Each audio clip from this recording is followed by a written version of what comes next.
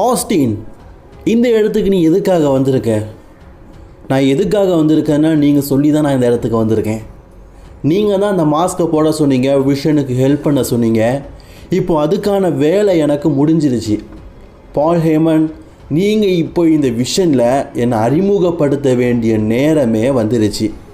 அதுக்கு பால் ஹேமன் சொல்கிறாரு, விஷனில் நீ இருக்கணும்னு ஆசைப்படுறியா?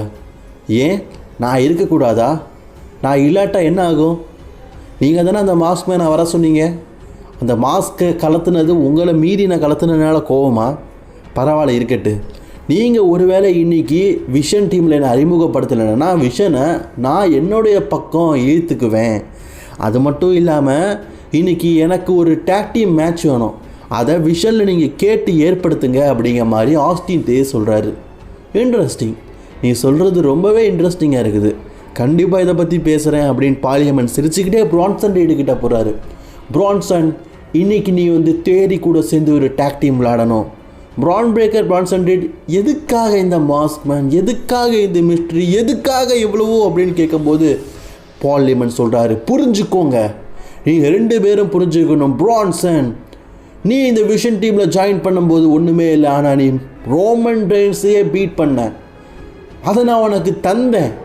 அண்ட் பிரான் பிரேக்கர், நீ January 5th main event of the world heavy weight சாம்பியன்ஷிப்புக்காக மோத போகிற. Main event. இவ்வளோ விஷயங்களை பண்ணியிருக்கேன்னா, தியரியை இந்த டீமில் சேர்த்துருக்கேன்னா அதுக்கு பல காரணங்கள் இருக்கும். பிரான்சன், இன்னைக்கு ராவோட மெயின் ஈவெண்ட்டில் நீ தியரி கூட சேர்ந்து ஒரு டேக் டீம் மேட்ச் கண்டிப்பாக விளையாடணும்.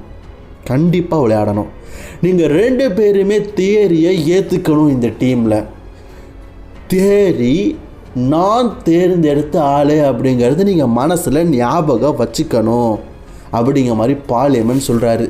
கொஞ்ச நேரம் கழித்து பிரான்சன் ரீடை பார்க்க தியரியே வராரு. கமான் மேன், ரெடியாக இருக்கியா அப்படின்னு சொல்லிட்டு கிண்டல் அடிக்கிறாரு பிரான்சன் ரீட் தியரியை பார்த்து. தியரி சொல்கிறாரு, உங்களை கம்பேர் பண்ணும்போது அத்தன்டிக்லேயும் சரி ரிங்கேரியும் சரி நான் ரொம்பவே திறமையான ஆள் தான்.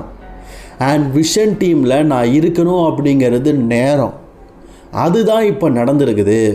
உங்களுக்கு பிடிக்குதோ பிடிக்கலையோ கண்டிப்பாக நான் அந்த விஷனில் இருக்க தான் போகிறேன். அண்ட் இன்னைக்கு நீயும் நானும் சேர்ந்து தான் ஒரு டேக் டீம் ஆட போகிறோம்.